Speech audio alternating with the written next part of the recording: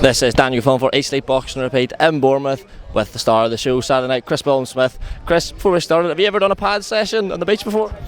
Not with a boxing ring. I probably did one with my brother when I was younger, randomly on the beach or something like that, but messing around. But no, this is it's quite a spectacle. It's what you've been crying out for ages, Chris, that fight in Bournemouth. I'm sure you're sick of talking about how excited you are, you're probably bored of it now, but is there an added element of sort of pressure going in there, knowing that there's going to be people you know there, obviously the local people of Bournemouth? Does that play in your mind, or as much as possible do you try and keep it focused the same way you would every other fight? I'm not going to ever get bored of talking about it. I'm so excited, and I'll keep talking about it. This is what I've been working towards for a long time. No, look, there's definitely added pressure, but that's what I love. I love the pressure. The more pressure, the better. That's where, that's where you when you're getting to that level, the pressure's always going to be on you. But that's a part of the journey, and that's when I'll perform my best. It's your first fight under the Sky Sports /Boxer banner. Often when we see fighters sign with a new promoter, a new broadcaster, they'll come and have a sort of coming out fight, a sort of takeover fight that we all know they win. No danger of that with yourself in there with Isaac Chamberlain, sort of top domestic cruiserweight. What do you rate about Isaac as an opponent? What do you think are the strengths? What have you seen anything you can exploit to ensure victory on Saturday night? He's got all the attributes. He's quick, he's slippery and hard to hit.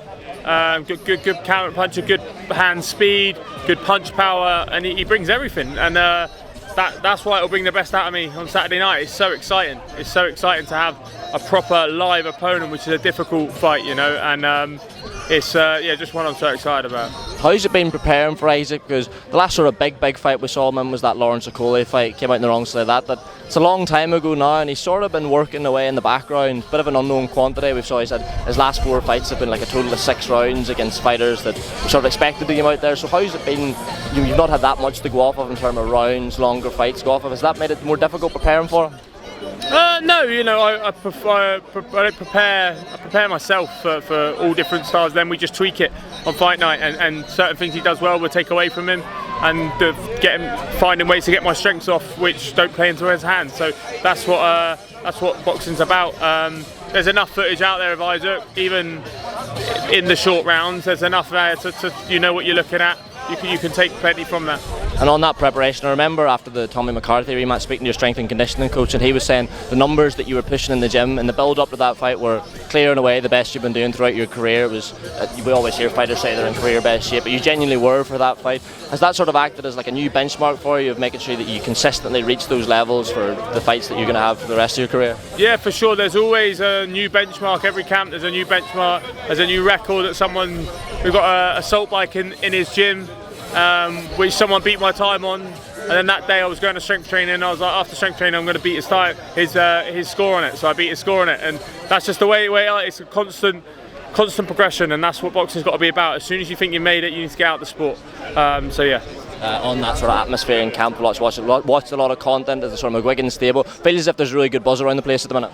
Yeah, it's a brilliant stable. I couldn't ask for a better stable. The talent in there, everything about it is just a joy to be around. And then the work you're getting is world class, so there's no better stable.